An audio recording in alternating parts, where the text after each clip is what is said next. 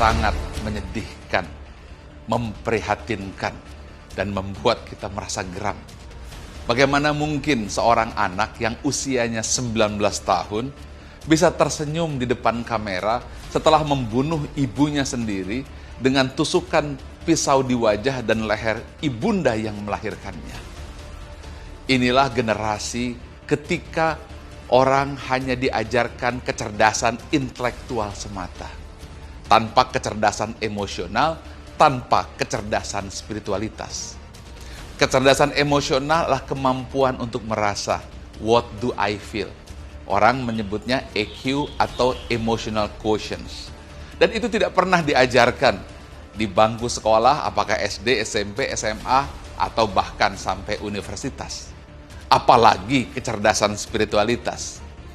Kecerdasan spiritualitas atau SQ atau spiritual quotient atau spiritual intelligence, itulah kemampuan untuk mendengar hati nurani dan faham siapa jati diri dan suara hati fitrah yang terdalam atau who am I.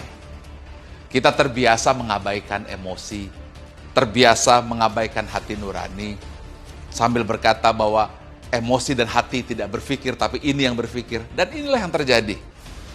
Seorang anak membunuh ibunya, 151 kali tusukan dan tersenyum di depan kamera. Mudah-mudahan ini pelajaran untuk kita semuanya.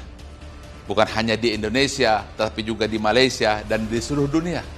Bahwa tidak cukup mengajarkan anak-anak kita, generasi kita, hanya IQ atau kecerdasan intelektual atau nilai akademik. Yang itu sudah jelas, hanya berperan 10 hingga 20% saja keberhasilan. Tanpa adanya kecerdasan emosional, kemampuan merasa, tanpa adanya kecerdasan spiritual, kemampuan untuk mendengar nurani yang terdalam. Mudah-mudahan ini menjadi pelajaran besar agar kita mengajari anak-anak kita IQ, tapi EQ dan SQ sebagai kecerdasan paripurna yang harus dikombinasikan.